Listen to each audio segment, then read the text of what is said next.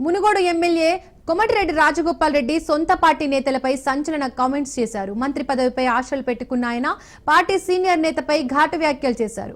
ఉమ్మడి నల్గొండ జిల్లాకే చెందిన సీనియర్ నేత జానారెడ్డి ధృతరాష్ట్రుడి పాత్ర పోషిస్తున్నారని ఆరోపించారు. తనకు మంత్రి పదవి రాకుండా కొందరు అడ్డుపడుతున్నారని విమర్శలు చేశారు. తనకు అధిష్టానం మంత్రి పదవి ఇస్తానంటే జానారెడ్డి అడ్డుకున్నారని సంచలన ఆరోపణలు చేశారు.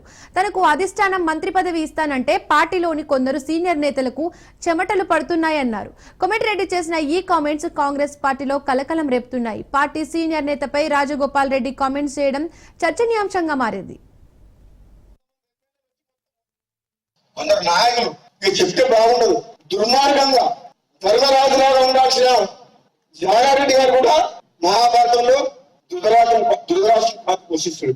నాకైతే బాధ అనిపిస్తుంది. నాలాంటి వ్యక్తికి ఏదైనా వస్తుంది అంటే 10 మందికి పనికొచ్చే మనిషిని 1000 మందిని కాపాడే వ్యక్తిని నాలాంటి వ్యక్తికి అడ్డం జరుగుతుందంటే ఇక నేనేం చెప్పాలో నాకు అర్థమవుతుంది. అందుకని ఇంతకంటే ఇప్పుడు చెప్పలేదు, ఇప్పటికే చెప్పదలుచుకుని చెప్పిన మనసులో ఉన్నది చెప్పినా మరి నన్ను చూస్తే భయపడుతున్నారు అందరూ. మీరు వస్తున్నట్టు మా అమ్మోడు వస్తే ఏం చేస్తాడో ఆయన మా మాట ఇంటడో ఏడో అనుకుంటున్నా ఎందుకు మరి అధిష్టానమేమో ఇస్తా అంటుంది, కొందరికి చెమటలు పడుతున్నాయి. ఎందుకు ఉన్నదిన్నట్టు మాట్లాడతాడు, ముఖం మీద మాట్లాడతాడు, ప్రజల పక్షాన మాట్లాడతాడు, ప్రజలకు ఏది కరెక్టో అదే చెప్తాడు తప్ప చెప్పాలా వద్దా భయపడి అన్నిటికి తలగా ఇవ్వాలా. మునుగోడు గడ్డ తమ్ముడు చెప్పినట్టు మొత్తం కేసీఆర్ పాములో పడుకున్న కేసీఆర్ 100 మంది ఎమ్మెల్యేలు వచ్చి మొత్తం మునుగోడు గల్లీ తిరిగిపోయారు.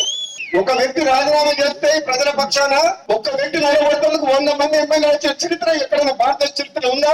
మీ అందరూ గర్వపడేలాగా ఉండాలి. రాజగోపాల్ రెడ్డి తప్పే బాబా అని అడుగునేటట్టు నేనే తప్పు చేసినా మీరు తలెంచుకోవాల్సిన పరిస్థితి వస్తుంది. కాబట్టి ప్రాణం పోయినా మీరందరూ తలెత్తుకునే విధంగా మీ శాసనసభ్యుడు మీరు ఓటేసి కల్పించిన రాజగోపాల్ రెడ్డి ఏ పదవిలో ఉన్నా ఆ పదవికి వనవేస్తాడు. పెద్ద పదవి రాకపోయినా చిన్న పదవి అయినా పేదల కోసం రాత్రి నగలు కష్టపడతా ఈ మునుగోడు నియోజకవర్గాన్ని సస్యశ్యామలం చేయడమే కాదు, మునుగోడులో ఉన్న ప్రతి పేదవాడికి ఇల్లు కట్టించే బాధ్యత నాది, రోడ్లు ఎక్కించే బాధ్యత నాది. ప్రభుత్వ హాస్పిటల్స్, ప్రభుత్వ స్కూల్స్ అన్ని డెవలప్మెంట్ చేసి తీరుతాం.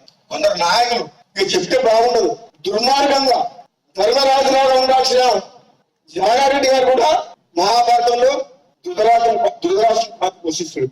నాకైతే బాధ అనిపిస్తుంది. నాలాంటి వ్యక్తికి ఏదైనా వస్తుంది అంటే 10 మందికి పనికొచ్చే మనిషిని 1000 మందిని కాపాడే వ్యక్తిని నాలాంటి వ్యక్తికి అడ్డం జరుగుతుందంటే ఇక నేనేం చెప్పాలో నాకు అర్థమవుతుంది. అందుకని ఇంతకంటే ఇప్పుడు చెప్పలేదు, ఇప్పటికే చెప్పదలుచుకుని చెప్పిన మనసులో ఉన్నది చెప్పినా మరి నన్ను చూస్తే భయపడుతున్నారు అందరూ. మీరు వస్తున్నట్టు మా అమ్మోడు వస్తే ఏం చేస్తాడో ఆయన మా మాట ఇంటడో ఏడో అనుకుంటున్నా ఎందుకు మరి అధిష్టానమేమో ఇస్తా అంటుంది, కొందరికి చెమటలు పడుతున్నాయి. ఎందుకు ఉన్నదిన్నట్టు మాట్లాడతాడు, ముఖం మీద మాట్లాడతాడు, ప్రజల పక్షాన మాట్లాడతాడు, ప్రజలకు ఏది కరెక్టో అదే చెప్తాడు తప్ప చెప్పాలా వద్దా భయపడి అన్నిటికి తలగా ఇవ్వాలా. మునుగోడు గడ్డ తమ్ముడు చెప్పినట్టు. ఇక ఇదే అంశానికి సంబంధించి పూర్తి అప్డేట్స్ మా కరెస్పాండెంట్ పుల్లారావు అందిస్తారు. పుల్లారావు చెప్పండి.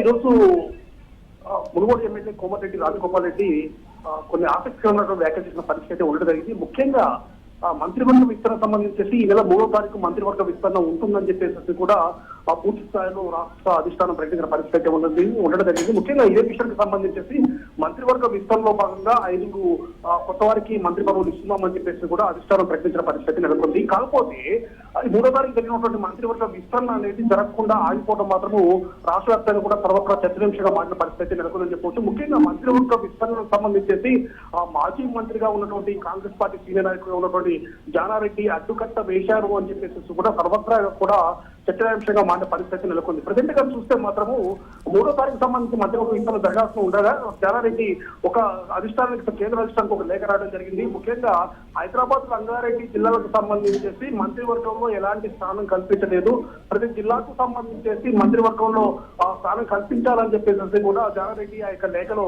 ప్రస్తావించిన పరిస్థితి ఉంది. కాకపోతే ఈ ప్రస్తావన జరిగిన తర్వాత మంత్రివర్గ విస్తరణ అనేది అకస్మాత్తుగా కూడా ఆగిపోయిన పరిస్థితి ఉంది. అప్పటి వరకు కూడా ఖచ్చితంగా మంత్రి పదవి వ్యాపిస్తుందని చెప్పేసి కూడా ఆ స్పష్టత వచ్చినటువంటి వ్యక్తుల్లో మునుగోడు ఎమ్మెల్యేగా ఉన్నటువంటి రాజగోపాల్ రెడ్డి, అదేవిధంగా విజయశాంతి, మరో వ్యక్తి కూడా ఖచ్చితంగా మంత్రివర్గ విస్తరణలో ఖచ్చితంగా అధిష్టానం వాళ్ళ స్థానం ఇవ్వబోతుందని చెప్పేసి కూడా చెప్పిన పరిస్థితి ఉంది. కాకపోతే మంత్రివర్గ విస్తరణ ఆగిపోయిన తర్వాత అంటే రాజగోపాల్ రెడ్డికి సంబంధించేసి మంత్రివర్గం విస్తరణలో అసలు ఛాన్స్ ఇవ్వకుండా ఉండాలని చెప్పేసి జానారెడ్డి ఈ విధంగా కేంద్ర అధిష్టానానికి లేఖ రాశాడు అనే అంశం మాత్రం కూడా పూర్తి స్థాయిలో చర్చలోకి రావడం జరిగింది. ఇదే విషయానికి సంబంధించి ఇప్పటివరకు కూడా రాజగోపాల్ రెడ్డి ఎలాంటి వ్యాఖ్యలు చేసిన పరిస్థితి లేదు. కాకపోతే ఈ రోజు జరిగినటువంటి యాదాద్రి భువనగిరి జిల్లా చౌటుప్పల మండలానికి సంబంధించి వ్యవసాయ కమిటీ నూతన పాలకవర్గ ప్రమాణ స్వీకార కార్యక్రమంలో పాల్గొన్నటువంటి రాజగోపాల్ రెడ్డి కొన్ని ఆసక్తికరమైన వ్యాఖ్యలు చేయడం జరిగింది. ముఖ్యంగా మంత్రివర్గ విస్తరణకు సంబంధించి కేంద్ర అధిష్టానం ఆల్రెడీ నిర్ణయం తీసుకోవడం జరిగింది. ముఖ్యంగా ఇదే విషయానికి సంబంధించి పార్లమెంట్ ఎన్నికలకు సంబంధించి ఎవరైనా సరే ప్రతి నియోజకవర్గానికి ప్రతి పార్లమెంట్ నియోజకవర్గానికి సంబంధించి మంత్రులుగా ఉన్నటువంటి వ్యక్తులను అధిష్టానం వాళ్ళకి సంబంధించి ఇన్ఛార్జ్ గా ప్రకటించడం జరిగింది. కాకపోతే భువనగిరి స్థానాన్ని ఇన్ఛార్జ్ గా ప్రకటించడం జరిగింది. ముఖ్యంగా అంటే భువనగిరి పార్లమెంటు స్థానాన్ని కైవసం చేసుకోవాలంటే రాజగోపాల్ రెడ్డికి సంబంధించి బాధ్యత అప్పగిస్తే ఖచ్చితంగా అతను గెలిపించగలడు అన్న నమ్మకం అధిష్టానానికి ఉంది కాబట్టి తనకు ఆ యొక్క బాధ్యతను అప్పగించడం జరిగింది. సో తన యొక్క అధిష్టానం ఇచ్చిన బాధ్యతను మాత్రం తన పూర్తి స్థాయిలో నిలబెట్టుకున్నాను. సో భువనగిరి పార్లమెంటు నియోజకవర్గం సంబంధించి అంటే లక్షల ఓట్ల మేరతో తను గెలిపించుకున్నాను. కానీ ప్రజెంట్ గా చూసినట్లయితే మాత్రము ఈ విధంగా మంత్రివర్గ విస్తరణ జరగకుండా కారణానికి ప్రధాన కారణం మాత్రము మాజీ మంత్రి అదేవిధంగా సీనియర్ కాంగ్రెస్ గా నాయకున్నటువంటి జానారెడ్డి ముఖ్య కారణం. అతను 25 సంవత్సరాలుగా మంత్రి పదవి అనుభవించాడు. సో కేంద్ర అధిష్టాన మాటను అతను ఖచ్చితంగా పాటించాలన్న విషయం అతనికి కూడా తెలిసి విధంగా చేయలేదని చెప్పేసి కూడా రాజగోపాల్ రెడ్డి చేసిన వ్యాఖ్యలు మాత్రం తీవ్రంగా ఆసక్తి రేకెత్తుతుందని చెప్పవచ్చు.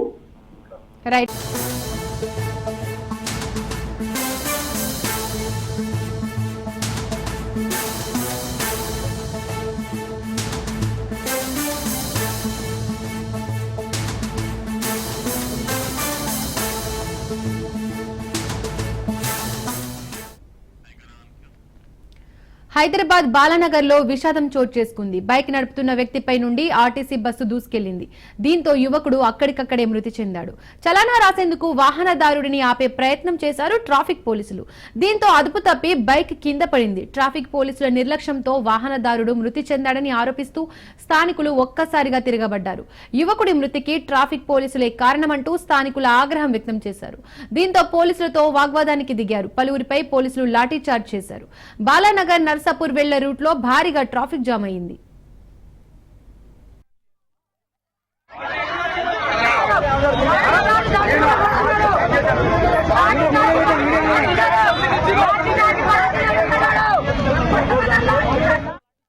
ఎంత మాత్రం ల్యాండ్ ఆర్డర్ అయితే మీరు కంట్రోల్ చేయాలనుకునే నార్మల్ గా కంట్రోల్ చేయండి సిచ్యువేషన్ ని. బస్సు ఎక్కించింది, బస్సు పంపించేశారు. బస్సు పై పంచి మంది పాప ఆపుతుంటే ఇంతవరకు అంబులెన్స్ తెప్పించలేదు. యాక్సిడెంట్ ఛాన్స్ అయిపోయింది. కనీసం కన్సర్న్ లేకుండా లాఠీ చేస్తున్నారండి.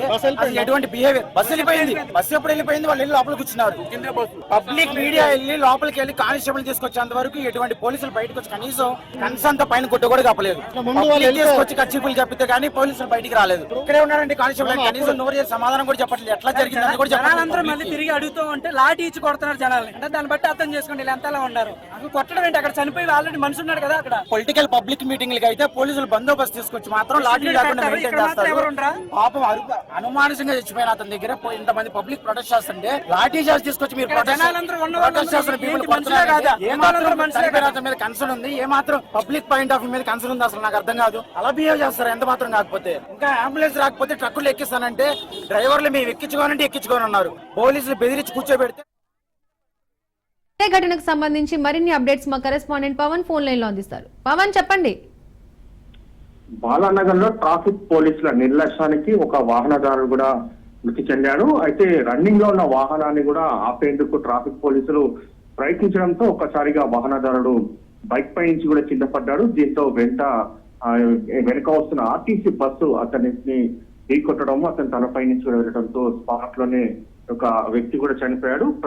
ప్రమాదానికి మాత్రము పోలీసుల నిర్లక్ష్యమే కారణమని మిగతా వాహనదారులు కూడా రోడ్డుపై ధర్నా కూడా చేశారు. ఎందుకంటే ఒక బాలానగర్ నుంచి నర్సాపూర్ వెళ్లే రహదారి పైన కూడా భారీగా ట్రాఫిక్ జామ్ అయింది. మొత్తానికి చూస్తే పోలీసులు చాలా వేస్తున్నారు తప్ప ఎక్కడా కూడా దీనికి సంబంధించి నిబంధనలు పాటించడం లేదు.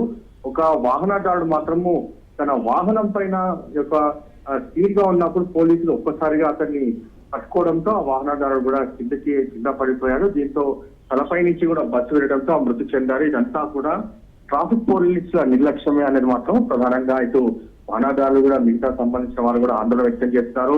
దీనిపైన కేసు కూడా నమోదు చేయాలి. ఎవరైతే ఈ వాహనాన్ని అడ్డుకుపోయాడో అతని పైన నమోదు చేసి అతన్ని రిమాండ్ కూడా తరలించాలని చెప్పి కూడా ప్రధానంగా ఇటు మిగతా సంబంధించిన వాహనదారులు కూడా డిమాండ్ వ్యక్తం చేస్తారు. మొత్తానికి మాత్రము ఘటనా స్థలానికి కూడా పోలీసులు చేరుకొని దీనిపైన ఇన్వెస్టిగేషన్ చేస్తామనేది మాత్రం ప్రధానంగా పోలీసులు అంటున్నారు. Right, thank you Pawan.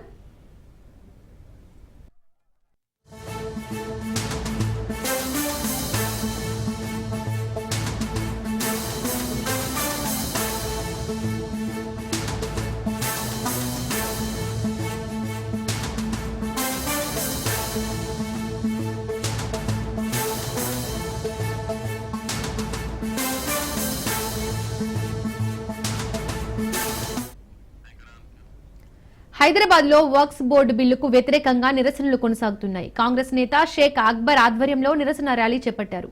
Works బిల్లుకు వ్యతిరేకంగా ఎల్బీ స్టేడియం నుండి లిబర్టీ అంబేద్కర్ విగ్రహం వరకు ర్యాలీ కొనసాగింది. ఈ నిరసన ర్యాలీలో కాంగ్రెస్ నేతలు, ముస్లింలు పెద్ద ఎత్తున పాల్గొన్నారు.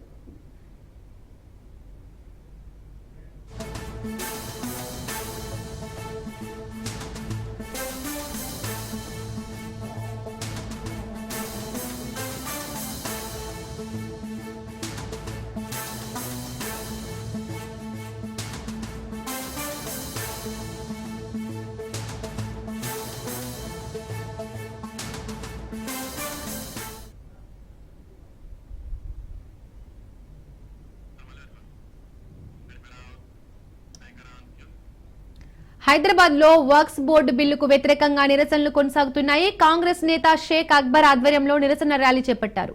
వర్క్స్ బిల్లుకు వ్యతిరేకంగా ఎల్బీ స్టేడియం నుండి లిబర్టీ అంబేద్కర్ విగ్రహం వరకు ర్యాలీ కొనసాగింది. ఈ నిరసన ర్యాలీలో కాంగ్రెస్ నేతలు, ముస్లింలు పెద్ద ఎత్తున పాల్గొన్నారు.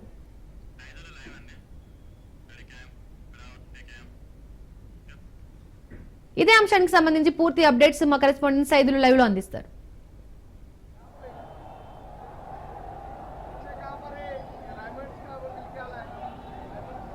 దీపిక, బీజేపీ ప్రభుత్వం వక్ఫ్ బోర్డు బిల్లుకు సంబంధించి పార్లమెంట్లో ఆమోదం తెలిపిన తర్వాత దేశవ్యాప్తంగా ఉన్నటువంటి ముస్లింలందరూ కూడా వక్ఫ్ బోర్డు బిల్లుకు వ్యతిరేకంగా నిరసన తెలుపుతున్నారు. దానిలో భాగంగా హైదరాబాద్లో కూడా కొద్దిసేపటి క్రితమే హైదరాబాద్లో ఇక్కడ ఎల్బీ స్టేడియం దగ్గర నుంచి లిబర్టీ సిగ్నల్ అంటే అంబేద్కర్ స్టాచ్యూ వరకు దాదాపుగా 2 కిలోమీటర్ల మేర కూడా ముస్లింలందరూ కూడా పెద్ద ఎత్తున ఈ యొక్క నిరసన ర్యాలీలో పాల్గొంటున్నారు. కాంగ్రెస్ పార్టీ నేత అక్బర్ ఆధ్వర్యంలో కూడా పెద్ద ఎత్తున ముస్లింలందరూ కూడా ఇక్కడ ఎల్బీ స్టేడియం దగ్గరకు వచ్చారు.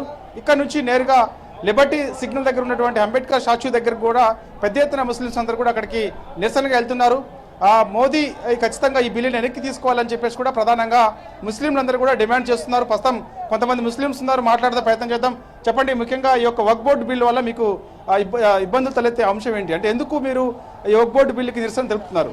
మాదేం కోరిక అంటే అన్న, ఇది మోదీ గారు తెచ్చింది కదా ఇది వక్ఫ్ బిల్, అది రిటర్న్ తీసుకోవాలని మాది కోరిక. ఇంకా ఇది దీనివల్ల మీకు ఇబ్బంది ఏంటి? ఇబ్బంది ఏంటంటే ఇది మా వక్ఫ్ బోర్డ్ ప్రాపర్టీ, ఇది మా ముస్లిం ప్రాపర్టీలు. దాంట్లో ఆయన ఇది బిల్ తెచ్చారు కదా, అది అవసరం లేకుండే అది మా కోరిక ఏంటంటే మేము ఇది రిటర్న్ వక్ఫ్ బిల్ తీసుకోవాలని మేము ప్రయత్నిస్తున్నాం. కొంతమంది ముస్లిమ్స్ ఉన్నారు, మాట్లాడదాం. ప్రత్యేకించి ఎందుకు మీరు నిరసన తెలపాల్సిన అవసరం ఎందుకు వచ్చింది? వక్ఫ్ బోర్డ్ బిల్ కి వ్యతిరేకంగా ఎందుకు? ప్రాబ్లం ఏంటి మీకు?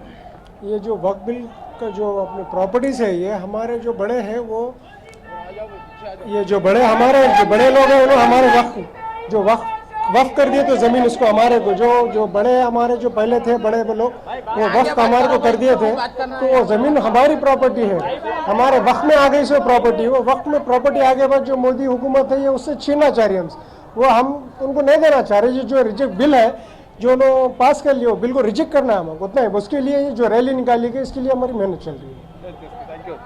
దీపిక, చూస్తున్నాం కదా పెద్ద ఎత్తున ముస్లింస్ అందరూ కూడా ఈ యొక్క వక్ఫ్ బోర్డు బిల్లుని ఖచ్చితంగా వెనక్కి తీసుకోవాలి మోడీ ప్రభుత్వం అని చెప్పేసి కూడా చెప్తూ డిమాండ్ చేస్తున్నారు. పెద్ద ఎత్తున నిరసన కూడా తెలుపుతున్నారు.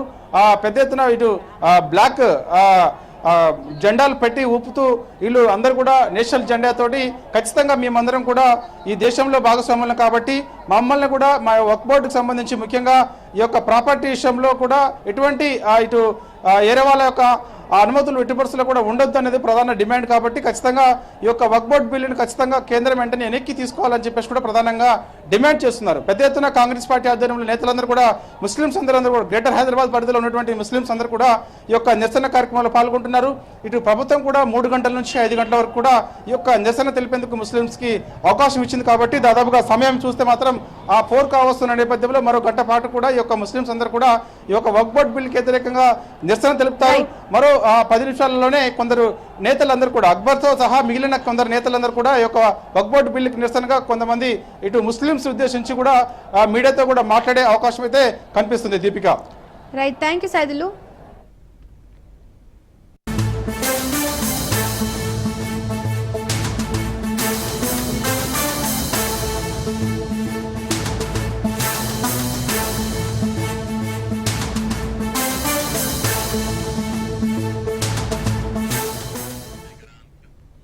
వక్ఫ్ బిల్లు చట్ట విరుద్ధంగా ఉందన్నారు అసదుద్దీన్ ఓవైసీ. ఈ నెల 19న వక్ఫ్ బిల్లుకు వ్యతిరేకంగా నిరసనలు చేపడతామన్నారు. ఆల్ ఇండియా ముస్లిం పర్సనల్ లా బోర్డు ప్రతినిధులు హైదరాబాద్ లో జరిగే నిరసనలో పాల్గొంటారన్నారు. వక్ఫ్ ఆస్తులను నాశనం చేయడానికే బిల్లు తెచ్చారన్నారు ఆయన. ముస్లిమేతరుడిని సభ్యుడిగా ఎలా చేర్చుతారని, వక్ఫ్ అంటేనే నా దృష్టిలో ఓ ప్రార్థనా స్థలం అన్నారు. వక్ఫ్ బిల్లుకు చంద్రబాబు, నితీష్ మద్దతిచ్చారని, ముస్లింలకు వ్యతిరేకంగా మోడీ సర్కార్ పనిచేస్తోందన్నారు. ఆర్టికల్ 26కు విఘాతం కలుగుతోందని, వక్ఫ్ పై బీజేపీ చెప్పేవన్నీ అబద్దాలేనని చెప్పారు. వక్ఫ్ బిల్లుతో ముస్లింలకు తీవ్ర నష్టం కలుగుతుందని, వక్ఫ్ బిల్లుపై మోదీ మరోసారి ఆలోచించాలన్నారు.